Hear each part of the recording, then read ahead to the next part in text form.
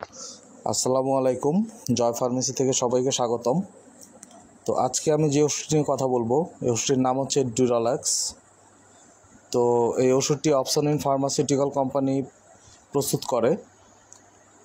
এর জেনেরিক হচ্ছে বিসাকোডাইল 5 mg। তো বিসাকোডাইল আসলে কি?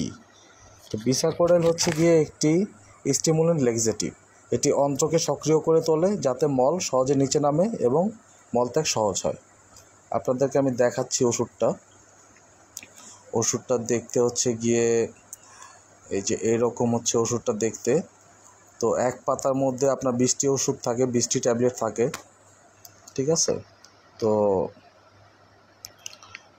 এটা কখন ব্যবহার করবেন?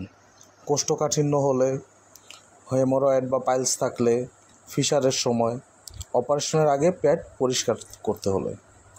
এটি রাতে খেলে সকালে কাজ করে। সাধারণত 6 থেকে 12 ঘন্টার মধ্যেই ফল পাওয়া যায়। এটি সাধারণত বড়দের জন্য দিনে একটি ট্যাবলেটই যথেষ্ট। রাতে খাওয়াই ভালো এবং ভরা পেটে খাওয়া উচিত।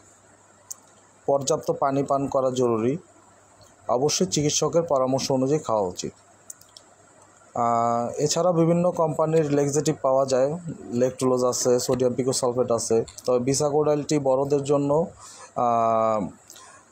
দেয়া হয় এবং এটা ট্যাবলেট আকারে পাওয়া যায়।